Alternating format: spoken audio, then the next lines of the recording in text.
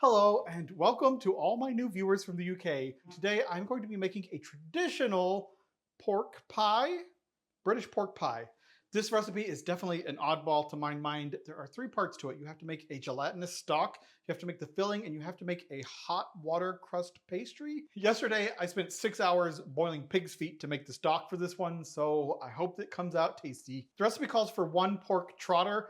I've never heard a foot called a trotter before, but I think that's a charming word. 3 carrots, coarsely chopped. The carrots I had were on the small side, so I just chopped them all up. And they also had the leaves still attached, so I cleaned those leaves really well and threw them in there with the stock. Then we have 1 onion halved, and I had a sweet Vidalia onion on hand already that was extra, so I decided to just use that one. But those are pretty big onions. The Vidalias get kind of large, so I quartered it instead of having it. Then just 6 peppercorns and some salt, filled that up with water and boiled it for 6 hours to reduce it into a stock, making sure the water level stayed reasonable. After 4 hours, I strained all the solid parts out of it and then continued to boil the stock on its own to reduce it down to thicken it up. And then I put it in the refrigerator overnight, and this is what I have. Now let's jump into making the filling. I'm going to start with 1 pound of ham steak cut into cubes. And I just got regular bone-in ham steak from the grocery store. I only need 1 pound, so just going to weigh this out.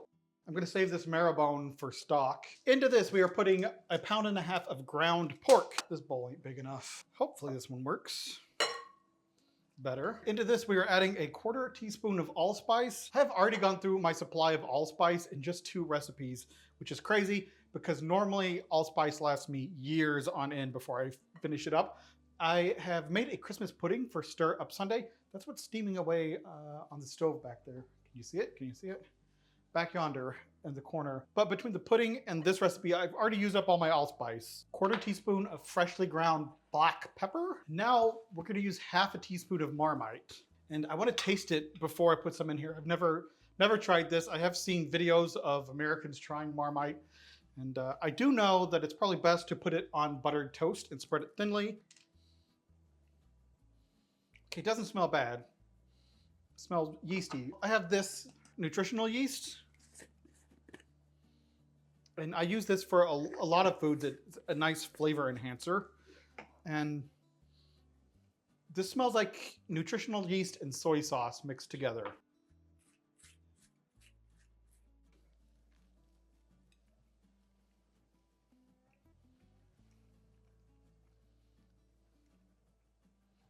All right. Very different. Very different. An acquired taste. First bite was a bit of a shock. Second bite, I got into it a little bit more. What I think could be the appeal of this is that it takes buttered toast, which I already like, and gives it a deeper flavor, like a more of an umami. That sort of fills out the flavor profile a little bit because buttered toast does tend to sit sort of like high on the palate, but this one's like a deeper, richer flavor. So added appropriately to buttered toast, I can see how it just fills out that flavor palette and you get a better, more even flavor experience, and you still get the crunch of the toast. I get it. It is an acquired taste. So we're putting 1/2 teaspoon of Marmite in here. Cover and set to the side. It's time to start on the crust. So I've got a big bowl here of flour. It says sprinkle with salt and pepper. In a small saucepan, melt 9 ounces of lard. We've got 6 tablespoons of milk and 6 tablespoons of water. This is over a medium heat until the lard has melted. And while this is going, I'm just going to turn the oven on to 350. Pour the lard mixture over the flour. And using a wooden spoon, mix. Roll 3/4 of the dough into a disc the size of the bottom of the pan. The recipe calls for a springform pan, which I don't have. So I'm just jury-rigging it up with these little parchment paper straps so I can lift it out when it's cooled down. The stuff is really not holding together. I don't know if I did something wrong here. Do it without it falling apart. Yikes.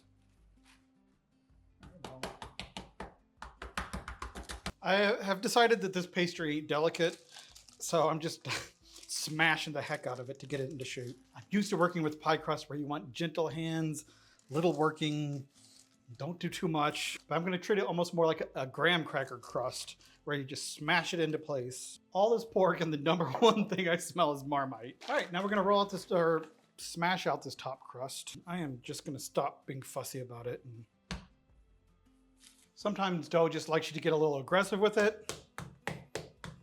So that's what I'm gonna do.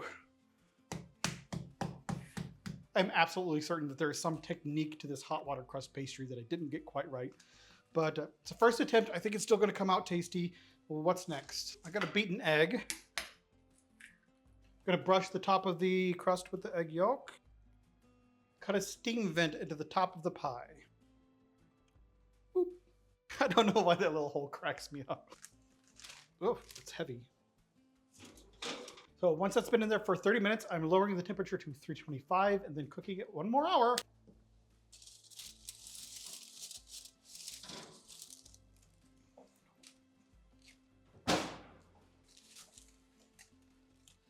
Hot out the oven. Wow. It smells interesting. I can smell that allspice in there. I can smell the pork. The crust looks really tasty. I clearly didn't do it perfect.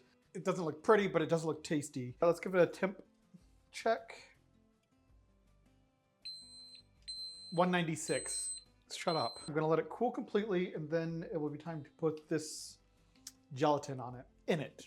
Here we go. This pie has cooled to the touch, though it's not completely cool. All right, let's give this a try so I can have meat jelly around my pork pie.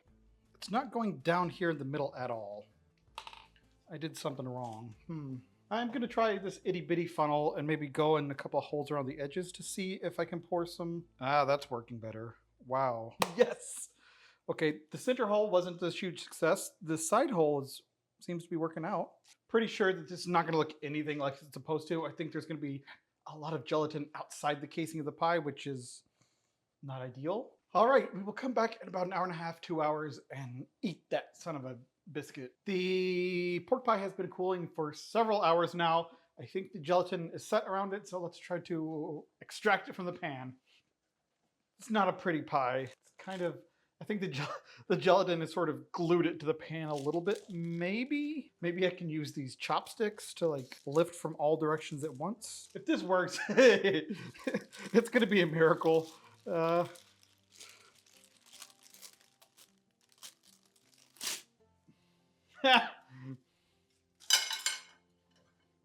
So that didn't work.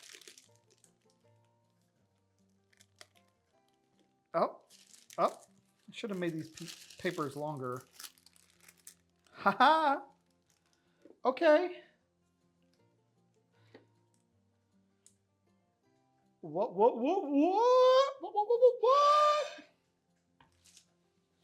Boom. All right. The gelatin around the edge is not as bad as I was expecting it. All right, listen, I fully appreciate that the aesthetics of this pie are not optimal, but you know what?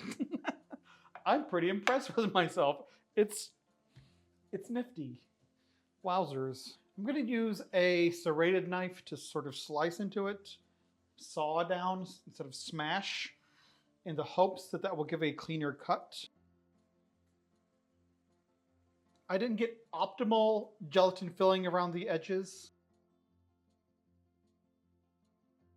but I did get some, which is quite frankly a success. I think the top crust was too thick, but that comes down to me messing up this pastry. Basically, if I had a thinner top crust, it probably would have pulled away from the filling more, and that would have opened that gap, so that when I poured the gelatin into the middle, it could have filled everything more evenly. Oh, mustard. I need mustard. I have been instructed to try this mustard powder to mix it up to use as like a condiment. I've only ever used this mustard powder as an ingredient, like a seasoning. Never made mustard from it. Online, it said to mix it with vinegar. This says just to use water. Might as well follow the directions on the carton. Wow, that really doesn't make much. Oh, okay, well, probably don't need much. Wow, smells closer to wasabi than mustard, or the mustard that I'm used to. Whoo, doggies, whoa, woof. All right, let's give it a taste test by itself. Smells like pork, cheers. Very hearty, very satisfying, very comforting.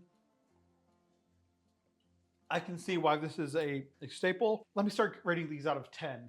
I think that'll help give a better baseline for how I feel about these different dishes. So out of 10 stars, I'm gonna give it a 7 out of 10. It is a pretty mild flavor, but it is a very rich flavor. I'm sure the skill with which I prepared this dish is lacking. So 7 out of 10 for my preparation of this dish. Let me try the pastry crust by itself, this hot water crust. It does just melt in your mouth, and it's not a heavy, chunky sort of thing that you gotta chew on. You take a bite and it just wisps away.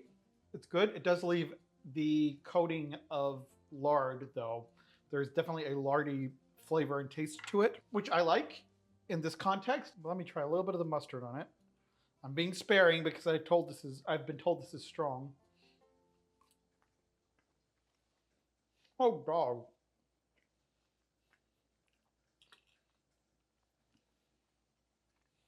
Yeah. The full bite with a little bit of that gelatin and a tiny bit of that mustard, superb. 8 out of 10 with that. I took the tiniest bite of this English mustard, and I'm glad I just took the tiniest bite. I genuinely enjoy this as is, but I can see that at the hands of an experienced cook, this could become a real masterpiece, something truly spectacular. And I just don't have the experience with it, but it's still crazy delicious. This is gonna be my dinner tonight, and I'm excited. So that is all for this video. If you have liked this video, please give it a thumbs up. That helps more than you can know. If you have not already and you would like to, please subscribe. Thank you so much for watching, and I will see you in the future.